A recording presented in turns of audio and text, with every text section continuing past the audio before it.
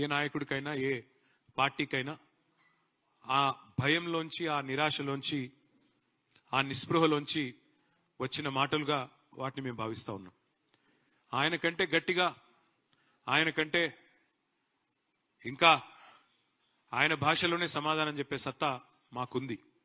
కానీ మా పెద్దలు కేసీఆర్ గారు చేసిన ఒక సూచన, వారు చెప్పిన మాట ఏమంటే, పొరపాటును కూడా అట్లాంటి భాష మనం మాట్లాడాల్సిన అవసరం లేదు, అట్లాంటి వ్యక్తుల గురించి మనం ప్రస్తావన చేయాల్సిన అవసరం లేదు, మనం చేసింది చెప్తే చాలు అనే మాట వారు మాకు దిశానిర్దేశం చేస్తూ ఉంటారు ఎప్పుడు.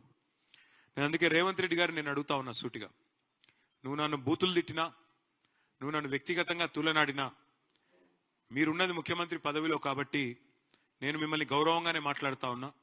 రేవంత్ రెడ్డి గారిని నేను సూటిగా అడుగుతా ఉన్నా, హైదరాబాద్ అభివృద్ధికి గత 10 ఏళ్లలో బీఆర్ఎస్ ఏం చేసిందో, గత 2 ఏళ్లలో నీ ప్రభుత్వం ఏం చేసిందో చర్చకు మీరు సిద్ధమా అని నేను అడుగుతా ఉన్నా. అట్లాగే మున్సిపల్ మంత్రిగా ఆనాడు కేసీఆర్ గారి ప్రభుత్వంలో స్ట్రాటజిక్ రోడ్ డెవలప్మెంట్ ప్రోగ్రాం కింద 42 ఫ్లైఓవర్లు, అండర్ పాసులు ఇవన్నీ కూడా మేము నిర్మాణం చేసినాం. మా హయాంలో 36 పూర్తి చేసినాం. మీ ప్రభుత్వం వచ్చిన తర్వాత వాటిలో కొనసాగింపుగా ఇంకా 10%, 15% పని మిగిలితే వాటిని మీరు పూర్తి చేసి రిబ్బన్లు కట్ చేస్తూ ఉన్నారు. మరి 2 ఏళ్ల నుంచి మీరు కొత్తగా ప్రారంభించిన, కొత్తగా మొదలుపెట్టిన ఫ్లైఓవర్లన్నీ, పూర్తి చేసినవన్నీ చర్చకు సిద్ధమా? ఎన్ని ఫ్లైఓవర్లు కట్టింది నీ ప్రభుత్వం అని అడుగుతా ఉన్నా. ఫ్లైఓవర్లు కాదు, కొత్తగా ఈ 2 ఏళ్లలో ఒక్క రోడ్డు అన్న కట్టినవా? 10 ఏళ్లలో మా ప్రభుత్వం దాదాపు 100 లింక్ రోడ్లు నిర్మాణం చేసింది. నువ్వు ఒక్క లింక్ రోడ్డు కానీ, ఒక్క కొత్త రోడ్డు కానీ నిర్మాణం చేసినవా అని నేను అడుగుతా ఉన్నా. అసలు కొత్త రోడ్డు వేయడం దేవుడెరుగు, ఉన్న రోడ్లకు గుంతలు పడితే ఒక గుంతనన్న పూడ్చిందా నీ ప్రభుత్వం అని చెప్పి నేను అడుగుతా ఉన్నా. సీఎం అంటే జేబులో కత్తెర పెట్టుకొని మేం కట్టిన ఫ్లైఓవర్లకు రిబ్బన్లు కట్ చేయడం కాదు. సీఎం అంటే కటింగ్ మాస్టర్ కాదు, సీఎం అంటే చీఫ్ మినిస్టర్. అందుకే చీఫ్ మినిస్టర్ లాగా ప్రవర్తించి తప్ప ఈ రకమైన అడ్డమైన మాటలు మాట్లాడవద్దని కోరుతా ఉన్నా. ఆనాడు కేసీఆర్ గారి ప్రభుత్వంలో అర్బన్ మిషన్ భగీరథలో భాగంగా హైదరాబాద్ వాసుల దాహార్తి తీర్చిందెవరో ప్రజలందరికీ తెలుసు. ఇవాళ నేను అడుగుతా ఉన్నా రేవంత్ రెడ్డి గారిని, మళ్ళీ మంచినీటి కష్టాలు తెచ్చి వాటర్ ట్యాంకర్ల మీద ఆధారపడే పరిస్థితి తెచ్చింది నీ కాంగ్రెస్ ప్రభుత్వం, అవునా కాదా? చర్చకు మీరు సిద్ధమా? కేసీఆర్ గారి నాయకత్వంలో 20,000 లీటర్లు ఫ్రీ వాటర్ ఇస్తే హైదరాబాద్ లో, ఇవాళ వాటికి మీరు బిల్లులు ఇస్తున్న మాట వాస్తవమా కాదా? చర్చకు మీరు సిద్ధమా? హైదరాబాద్ లో ఈ శానిటేషన్ సమస్య, అంటే చెత్త సమస్య పరిష్కారానికి కేసీఆర్ గారి నాయకత్వంలో స్వయంగా కేసీఆర్ గారు కూడా ఒక ఏరియా ఎంచుకొని ఆ ఏరియాకి తాను కూడా ముఖ్యమంత్రిగా బాధ్యత వహించి, అట్లాగే ప్రతి ఐఏఎస్ అధికారిని, ఐపీఎస్ అధికారిని కూడా హైదరాబాద్ 400 భాగాలుగా విభజించి ఒక్కొక్క యూనిట్ కి ఒక్కొక్క ఐఏఎస్, ఐపీఎస్ అధికారిని నియమించి మంత్రిని, ఎమ్మెల్యేని, ఎంపీని, ఎమ్మెల్సీని అందరినీ బాధ్యులు చేసి తాను కూడా బాధ్యత తీసుకొని స్వచ్ఛ హైదరాబాద్ అనే కార్యక్రమానికి శ్రీకారం చుట్టి ఆనాడు వేల సంఖ్యలో స్వచ్ఛ ఆటోలు ప్రవేశపెట్టిన విషయం నీకు తెలియదా? నీ ప్రభుత్వం వచ్చినాక ఈ 2 ఏళ్లలో ఒక్కటంటే ఒకటి కొత్త ఆటో కనీసం ప్రవేశపెట్టినవా? చెప్పగలుగుతావా? కేసీఆర్ గారి ప్రభుత్వంలో ఆనాడు 3,000 మెట్రిక్ టన్నులు పర్ డే చెత్త సేకరణ చేస్తే మేము వచ్చినాడు, తర్వాత మేము పెంచిన ఈ ఎఫిషియెంట్ కార్యక్రమం వల్ల అది 7,500 మెట్రిక్ టన్నుల సామర్థ్యానికి పెరిగింది. ప్రతిరోజు చెత్త కలెక్షన్ 3,000 నుంచి 7,500 టన్నులకు పెంచింది కేసీఆర్ ప్రభుత్వమా కాదా?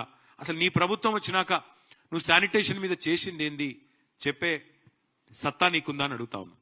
అట్లాగే మా ప్రభుత్వం ఉన్నప్పుడు కేసీఆర్ గారి నాయకత్వంలో స్వచ్ఛ సర్వేక్షణ అని కేంద్ర ప్రభుత్వం ఒక పథకం చేస్తుంది, ఒక సర్వే చేస్తుంది. స్వచ్ఛ సర్వేక్షణలో మా మున్సిపల్ డిపార్ట్మెంట్ ఆనాడు 34 అవార్డులు సాధించింది. బెస్ట్ మెట్రోగా హైదరాబాద్ అవార్డులు సాధించింది. 5 ఏళ్ల పాటు వరుసగా best quality of living in India ఉన్న నగరం ఏంది అని మెర్సర్ అనే సంస్థ సర్వే చేస్తే నంబర్ 1 సిటీగా హైదరాబాద్ వచ్చింది. ఈ అన్ని విషయాల్లో చర్చకు నువ్వు సిద్ధమా నేను అడుగుతా ఉన్నా. మా ప్రభుత్వం ఉన్నప్పుడు స్ట్రాటజిక్ నాలా డెవలప్మెంట్ ప్రోగ్రామ్ అని పెట్టాం, ఒక 2,000 కోట్లు ఖర్చు చేసినాం.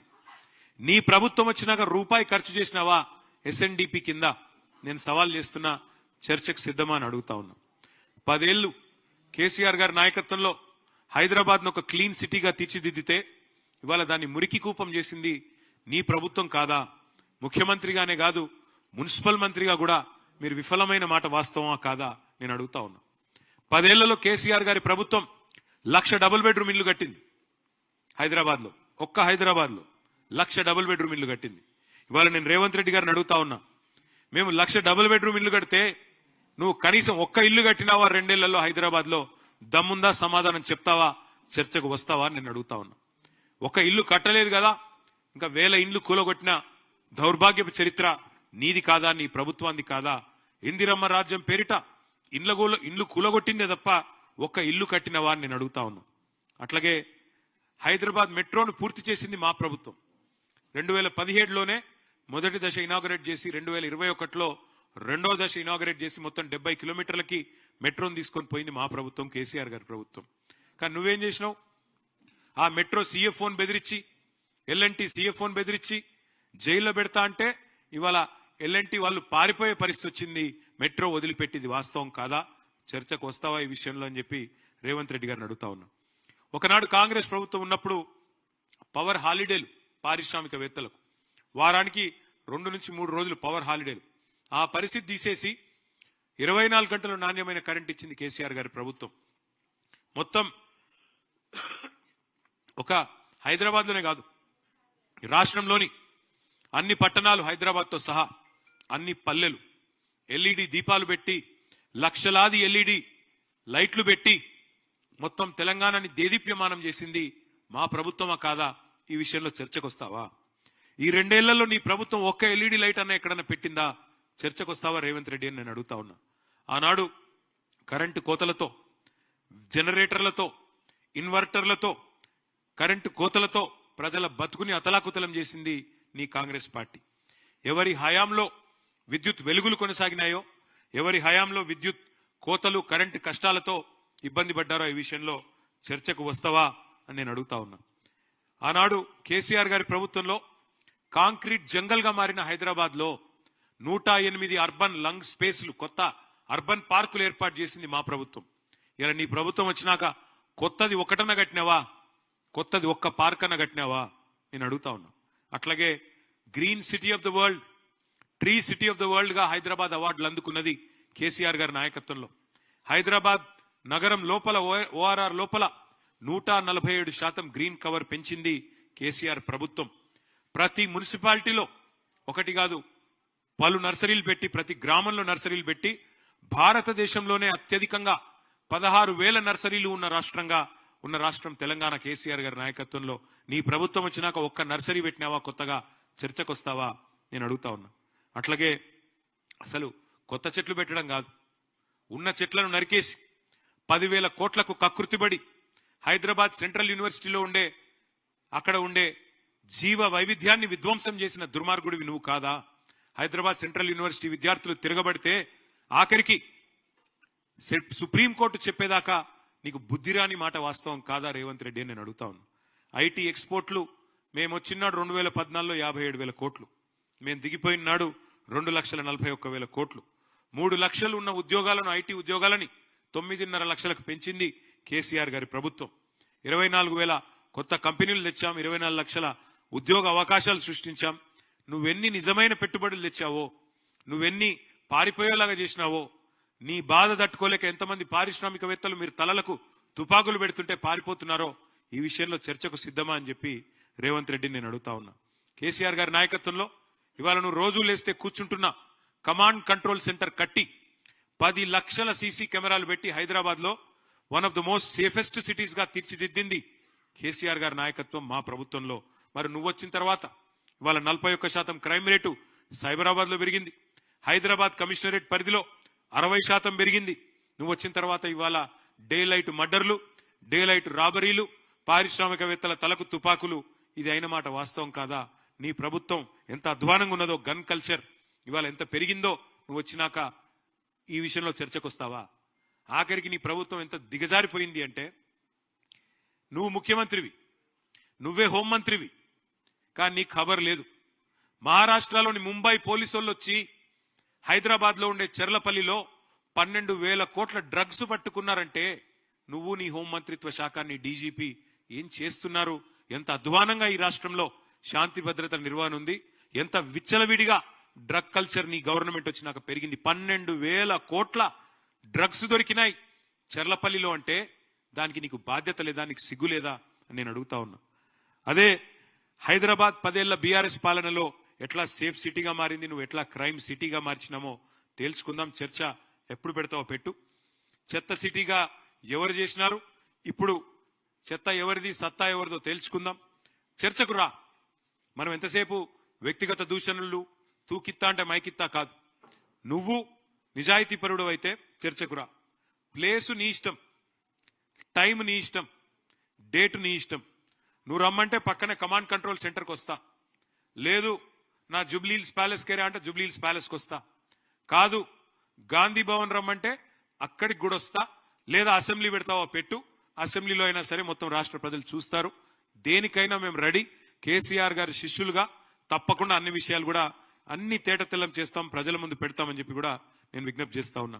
ఇక మొన్నటి నుంచి ముఖ్యమంత్రి గారు ఆయన శిష్య బృందం ఒకటే పట్టుకున్నారు.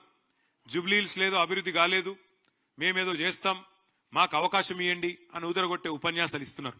అందుకే జూబ్లీహిల్స్ లో 10 ఏళ్లలో కేసీఆర్ గారి నాయకత్వంలో స్వర్గీయ మాగంటి గోపీనాథ్ గారు ఎమ్మెల్యేగా ఉన్నప్పుడు నేను మున్సిపల్ మంత్రిగా, మా సహచర మంత్రివర్యులు ఆనాడు సనత్ నగర్ శాసనసభ్యులు అన్న శ్రీనివాస్ యాదవ్ గారు, అట్లాగే మా పద్మరావు గారు, మా మహమూద్ అలీ గారు, మేమందరం కలిసి హైదరాబాద్ లో ముఖ్యంగా జూబ్లీహిల్స్ లో ఏం చేసినామో, ఎందుకంటే ఎప్పుడైనా జవాబుదారీతనంతో ఏ పార్టీ అయినా ఉండాలి.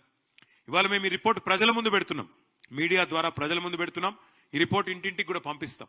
ఇందులో తప్పులుంటే దయచేసి మీడియాను కూడా నేను అడుగుతా ఉన్నాం, ఎత్తి చూపండి. తప్పులుంటే మేము దేనికైనా మేము రెడీ అని కూడా నేను చెప్తా ఉన్నాం. We will start the presentation. ఇప్పుడు ప్రెజెంటేషన్ స్టార్ట్ చేస్తాం. 2014 నుంచి 23 వరకు, అంటే మేము 9.5 ఏళ్లు ప్రభుత్వంలో ఉన్నాం.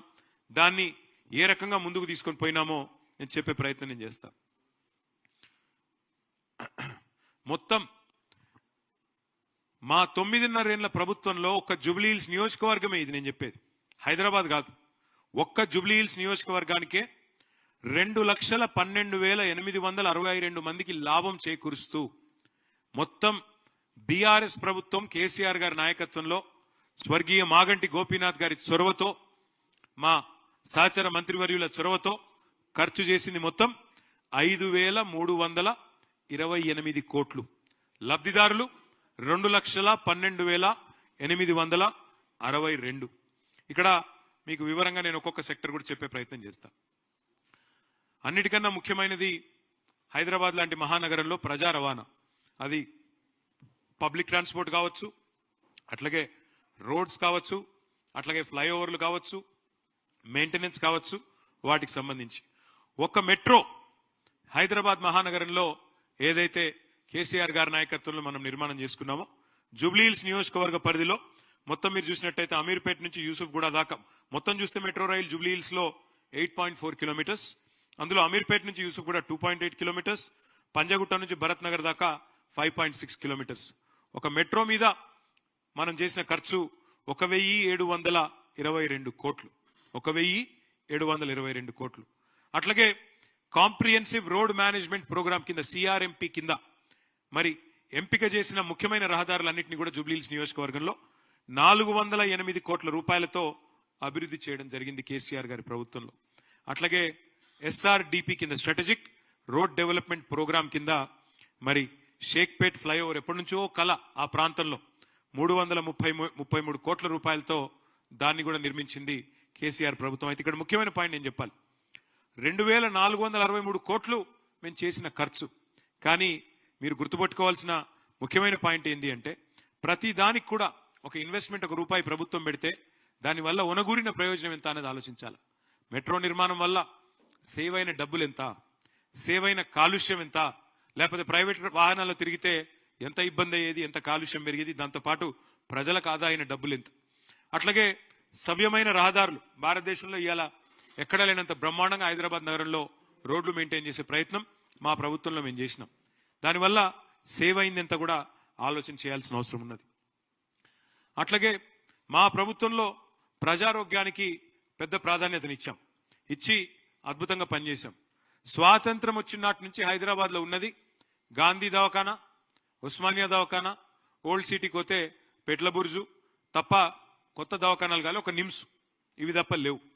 కేసీఆర్ గారి నాయకత్వంలో అప్పుడు కరోనా మహమ్మారి వచ్చిన తర్వాత ఆ రోజు మా కేబినెట్ లో నిర్ణయం తీసుకొని హైదరాబాద్ లో 4 టిమ్స్ హాస్పిటల్స్ కు శ్రీకారం చుట్టినాం. Telangana institute of medical sciences.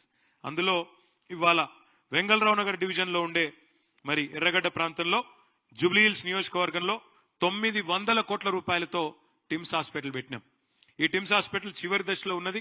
ఇది పూర్తయిన తర్వాత యూసుఫ్ గూడ, రేమత్ నగర్, ఎర్రగడ్డ, బోరబండ, అదేవిధంగా పక్కనే ఉండే సనత్ నగర్ నియోజకవర్గం, అవతల పక్కన ఉండే కుకట్పల్లి నియోజకవర్గం, 3 నియోజకవర్గాల ప్రజలకి, పక్కనే ఉండే కుత్బుల్లాపూర్ నియోజకవర్గానికి కూడా 4 నియోజకవర్గాల ప్రజలకి ఒక పెద్ద దిక్కుగా 1000 పడకలతో టిమ్స్ హాస్పిటల్ కట్టింది కేసీఆర్ ప్రభుత్వం కాదా? దానికైన ఖర్చు 900 కోట్లనే మాట వాస్తవం కాదా? అట్లాగే మనం మీరు గమనించినట్టయితే కోవిడ్ అప్పుడు ఒక్క జూబ్లీహిల్స్ నియోజకవర్గంలోనే మరి ఉచిత వ్యాక్సినేషన్ కి దాదాపు 14 కోట్లు ఖర్చు పెట్టాం. దానికి కూడా 34,712 మందికి వ్యాక్సినేషన్ కూడా ఇచ్చుకున్నాం. అట్లాగే సీఎం రిలీఫ్ కింద ఒక 2.68 crores కూడా మరి ఆరోగ్యం కోసం నేను చెప్పేది శాంక్షన్ అయినాయి. దాంతో పాటు ఆరోగ్యం విషయంలో ఇంకా కూడా ఆరోగ్య లక్ష్మి పథకం కింద ఒక 98 లక్షలు, కేసీఆర్ కిట్ కింద 3,340 మంది లబ్ధిదారులకి 73 లక్షలు, న్యూట్రిషన్ కిట్ల కింద 14 లక్షలు, కంటి వెలుగులో 23,595 లబ్ధిదారుల కోసం 55 లక్షలు, మొత్తం నగరం అంతా 350 బస్తీ దవాఖానాలు పెడితే ఒక్క జూబ్లీహిల్స్ లో 13 బస్తీ దవాఖానాలు పెట్టింది కేసీఆర్ గారి ప్రభుత్వం. గల్లీల్లో బస్తీల్లో ఉండే పేదలకు సుస్థి చేస్తే బస్తీ దవాఖానాలు పెట్టాలన్న ఆలోచన కూడా గతంలో ఎన్నడూ కాంగ్రెస్ చేయలేదు. వాటిని ఏర్పాటు చేసింది. మొత్తం ప్రజారోగ్యం మీద ఖర్చు పెట్టిన సొమ్ము 919 కోట్లన్న విషయం నేను మీకు గుర్తు చేస్తా ఉన్నా. ఇక్కడ మళ్ళీ చెప్తా ఉన్నా, నేను ఒక్కొక్క రూపాయి ప్రైవేట్ ఆసుపత్రులకు పోతే ఎంత ఖర్చు అయ్యేది పేదవాళ్ళకి. అదే వ్యాక్సినేషన్ కి కోవిడ్ టైంలో ఎంత హరాస్మెంట్ ఉండే, ఎంత ఎక్స్ప్లాయిటేషన్ ఉండే మీకు తెలుసు.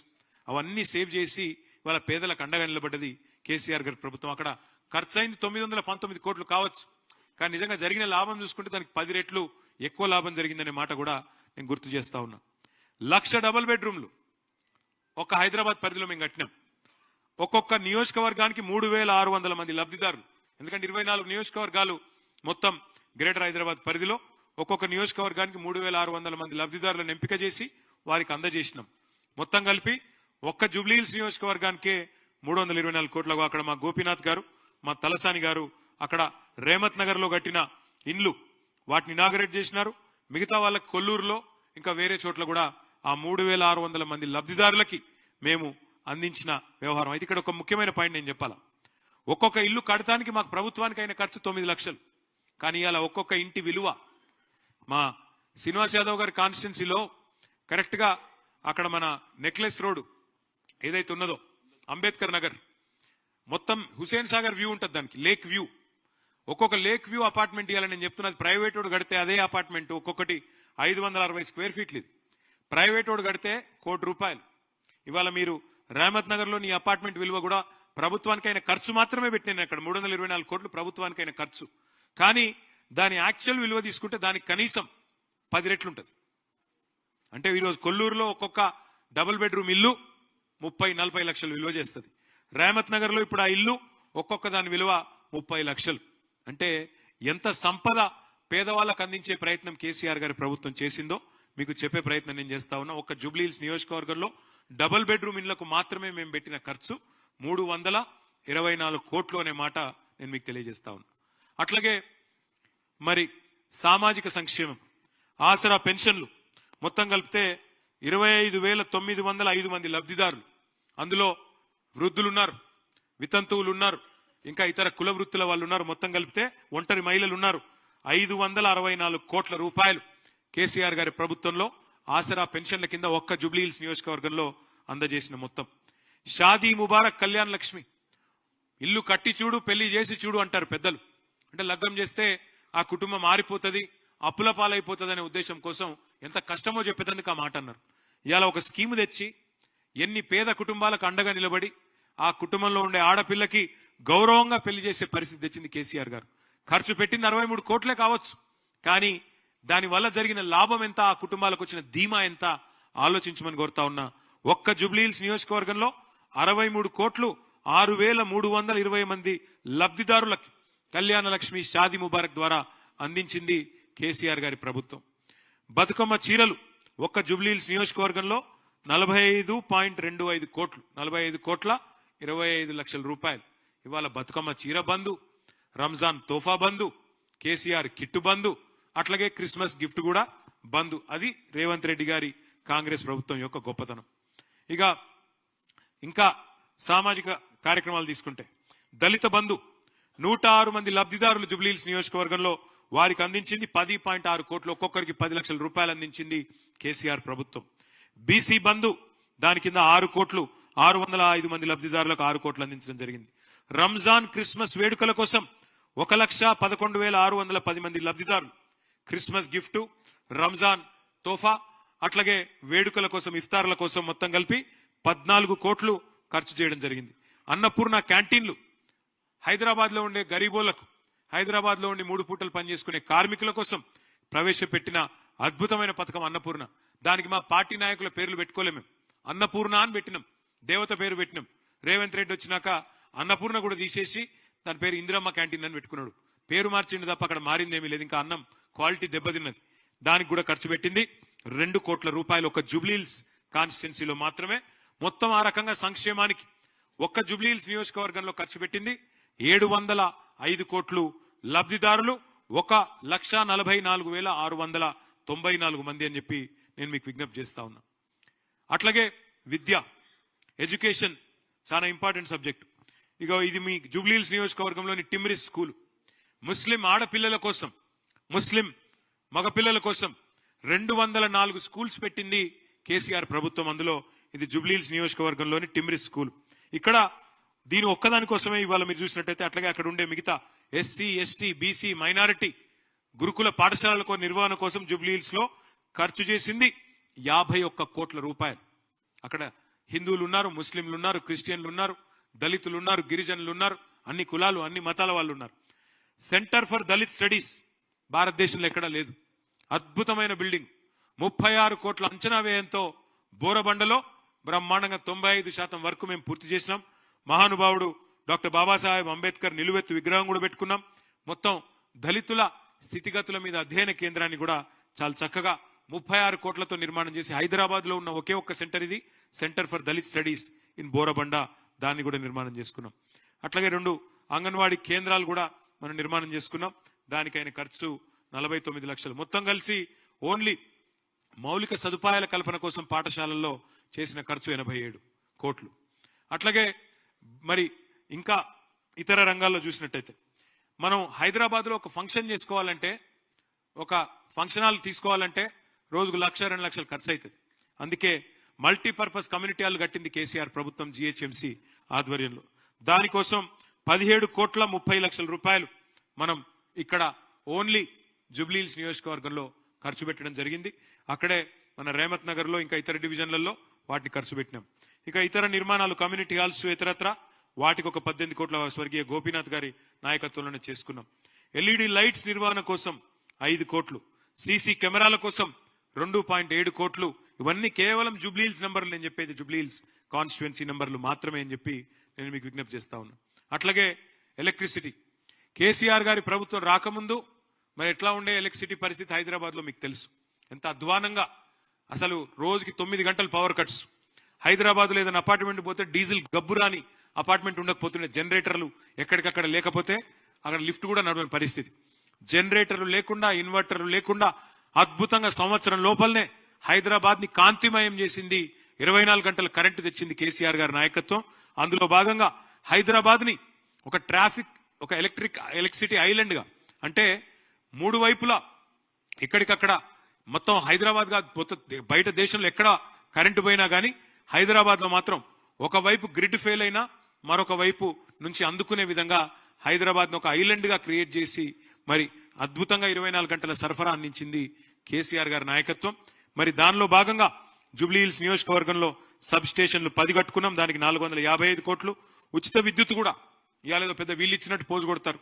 నా ఈ బ్రాహ్మణులకు, రజకులకు, చిన్న చిన్న సెలూన్లకు, లాండ్రీ షాపులకు, దళితులకు, గిరిజనులకు 200 యూనిట్ల దాకా ఫ్రీ కరెంట్ ఏదైతే అందజేశామో దానికైన ఖర్చు ఒక 50 కోట్లు. మొత్తం చూస్తే 505 కోట్లు ఎలక్ట్రిసిటీ మీద ఖర్చు పెట్టుకున్నాం జూబ్లీ హిల్స్ నియోజకవర్గంలో. ఇంటింటికి తాగునీరు ఇవ్వడానికి హెచ్ఎండబ్ల్యూఎస్ఎస్బి ఆధ్వర్యంలో మొత్తంగా చూసినట్టయితే మరి ఓవరాల్ గా 20,000 లీటర్లు ఫ్రీ వాటర్ ఇచ్చింది కేసీఆర్ గారి నాయకత్వం. హైదరాబాద్ లో ఉండే బస్తీల్లో ఉండే పేదలకి 20,000 లీటర్ల ఫ్రీ వాటర్. దానికైన ఖర్చు మొత్తం 15,000 కనెక్షన్లకు 30 కోట్లు. అట్లాగే కొత్త రిజర్వాయర్ల నిర్మాణానికి, పైప్ లైన్ల నిర్మాణానికి మొత్తం జూబ్లీ హిల్స్ నియోజకవర్గంలో 9 ఏళ్లలో చేసిన ఖర్చు 150 కోట్లు. మొత్తం కలిపితే 180 కోట్లు మంచినీళ్ల మీద వ్యయం చేసింది కేసీఆర్ గారి ప్రభుత్వం జూబ్లీ హిల్స్ నియోజకవర్గంలో. అట్లాగే డ్రైనేజ్ సమస్య పరిష్కారానికి స్వర్గీయ గోపీనాథ్ గారి నాయకత్వంలో ఒక 75 కోట్లు వివిధ రూపాల్లో ఎస్ఎన్డిపి కింద ఇంక ఇతరత్ర పర్మనెంట్ సొల్యూషన్ కోసం 75 crores ఖర్చు చేసినాం. మిగతాయి కూడా యూసుఫ్ గూడలో కూడా ఒక 12 కోట్లు మంజూరు చేశాం. కానీ వాటి పనులు ప్రారంభించే లోపలనే మా ప్రభుత్వం పోయింది. దానివల్ల ఇబ్బంది అయింది. కానీ లేకపోతే ఎస్ఎన్డిపిలో 75 కోట్లు జూబ్లీ హిల్స్ కాన్స్టిట్యున్సీలో కూడా ఖర్చు పెట్టుకున్నాం. అట్లాగే పర్యావరణం, పచ్చదనం, పార్కులు, వాటి నిర్వహణ మీరు చూసినట్టయితే పార్కుల సుందరీకరణ, వాటి కోసమే దాదాపు జూబ్లీ హిల్స్ లోని కళ్యాణ్ నగర్ లో ఇతర ప్రాంతంలో 20 కోట్లు ఖర్చు పెట్టుకున్నాం. తర్వాత మెయింటెనెన్స్, డిజాస్టర్ రెస్పాన్స్ ఫోర్స్ అని పెట్టిందే కేసీఆర్ గారి ప్రభుత్వం. ఆనాడు ఏ సిటీకి లేని విధంగా డిఆర్ఎఫ్ పెట్టింది కేసీఆర్ ప్రభుత్వం. వాటి నిర్వహణ కోసం అంటే ఎమర్జెన్సీలో డిజాస్టర్ రెస్పాన్స్ ఉండాలి అని చెప్పి దాని పేరు హైడ్రా అని మార్చి దాంతో అరాచకం చేస్తున్నది రేవంత్ రెడ్డి ప్రభుత్వం. డిఆర్ఎఫ్ పెట్టిందే మేము, ఈవీడీఎం అనే ఇన్స్టిట్యూషన్ పెట్టిందే మేము. దానికైన ఖర్చు జూబ్లీ హిల్స్ లో 4.45 crore. అట్లాగే గుల్కాపూర్ కాల్వా, ఎర్రకుంట చెరువు అభివృద్ధి పనుల కోసం 2 కోట్లు.